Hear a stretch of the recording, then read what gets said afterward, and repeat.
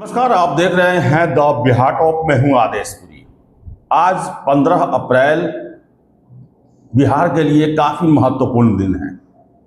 एक नए मुख्यमंत्री सम्राट चौधरी का आज शपथ है और अब बिहार की बागडोर जो है वो सम्राट चौधरी के हाथों में होगी।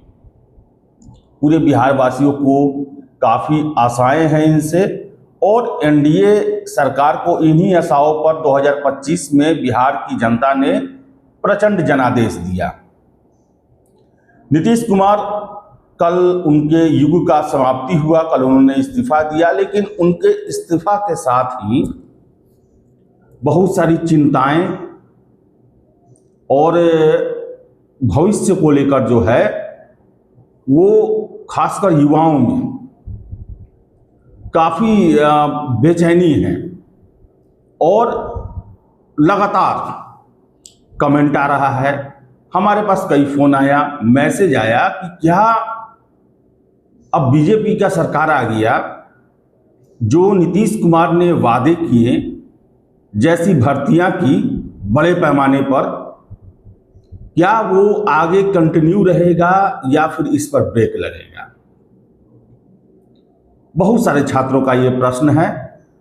2025 चुनाव बीते हुए ज़्यादा दिन हुआ नहीं, लगातार नीतीश जी के द्वारा बिहार के युवाओं को लेकर वादे किए गए 25 लाख सरकारी नौकरी समेत 1 करोड़ युवाओं को रोजगार देने की बातें अभी उनके इस्तीफे से कुछ रोज पहले तक उन्होंने कहा है। ऐसे में प्रश्न उठता है कि सम्राट चौधरी नीतीश के किए गए वादों को पूरा करेंगे? क्या बिहार में जिस तरह अभी भर्तियों का दौर चल रहा है, क्या आगे वो कंटिन्यू रहेगा या फिर बीजेपी जो अपना एक डेवलपमेंट मॉडल लाती है प्राइवेट सेक्टर में, सरकारी नौकरियों पर थोड़ा ध्यान कम रहता है, वैसा लागू होगा? ये प्रश्न है। तो हम कोशिश करेंगे कि जो छात्रों के बीच में ये उहापोह की स्थिति बनी है इस पर स्पष्टता लाएं। तो आपको हम बता दें कि देखिए, ये कोई ऐसी सरकार नहीं है जो कि नीतीश सरकार को पलट के आई हो, चुनाव में हरा के आई हो। ये सहयोगी की सरकार है। सम्राट चौधरी और नीतीश कुमार का बॉन्डिंग आपने पिछले 1 सालों से देखा और कल भी आपने देखा कैसे जब विधानमंडल में एनडीए विधायक दल का नेता उन्हें चुना गया तो नीतीश कुमार ने सम्राट चौधरी का कितना खुल के खुशी मन से स्वागत किया, अपने उत्तराधिकारी के रूप में, स्वाभाविक उत्तराधिकारी के रूप में स्वीकार किया। और सम्राट चौधरी का भी जो बॉडी लैंग्वेज था वो नीतीश कुमार को एज ए गार्जियन, गुरु के रूप में उन्होंने ये किया। और इससे साफ ये झलकता है कि जो नीतीश का मॉडल रहा बिहार में, नीतीश की प्राथमिकताएं रही, वो सम्राट चौधरी के शासन में काफी प्रमुखता से रहेगा। और ये भी आपको हम बता दें कि जदयू जो है वो इस सरकार में बहुत बड़ी भूमिका में साझेदार है। 2 उनके डिप्टी सीएम होंगे।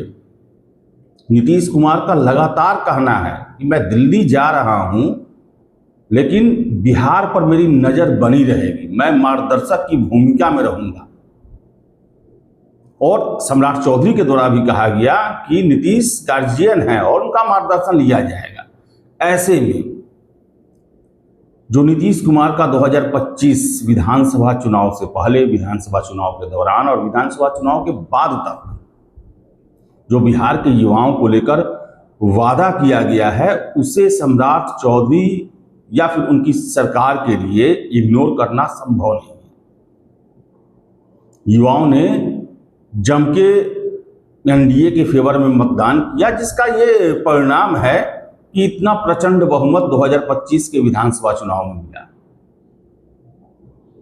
साथ ही साथ बता दें कि TRE 4 को लेकर भी छात्रों को रहता है कि पता नहीं नई सरकार आएगी, भर्ती ये होगा कि नहीं होगा। तो आपको बता दें कि लगातार मैं कहते आ रहा हूँ, कोई सरकार इतनी बड़ी भर्ती को, जिसके लिए 2 साल संघर्ष चला हो, वापस नहीं लेती है।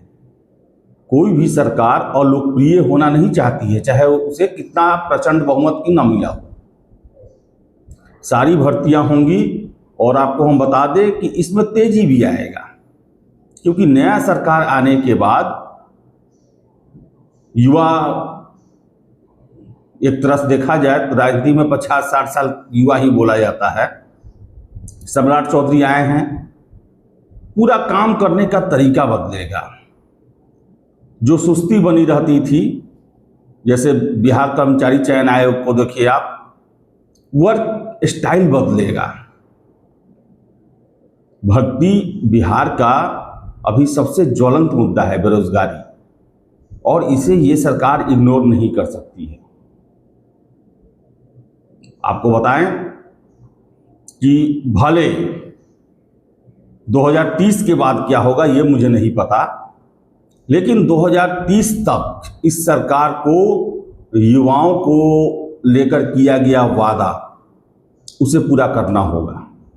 और साथ ही साथ रोजगार के लिए आपको बिहार में नए नए अवसर तलाशने होंगे। औद्योगिकरण, फिर से आपको बता दें, क्रिकेट को लेकर, स्पोर्ट्स को लेकर,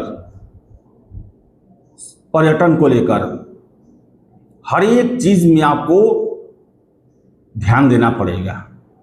कृषि में जो है वो ड्रास्टिक चेंज करना पड़ेगा कि कृषि बिहार में फायदे का बिजनेस बने, व्यवसाय बने।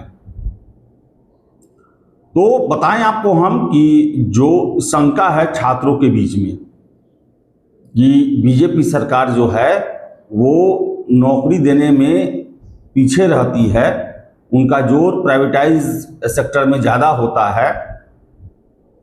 बिहार में वैसा मॉडल जैसा अन्य बीजेपी शासित राज्यों में चलता है वो नहीं अभी चलेगा।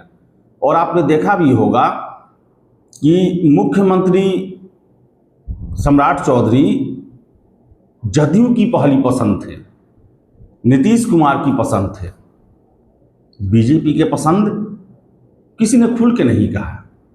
लेकिन जदयू ने और खासकर नीतीश कुमार ने अपने समृद्धि यात्रा के दौरान ही ये बिहार के जनता को मैसेज दे दिया कि हमारे उत्तराधिकारी हैं।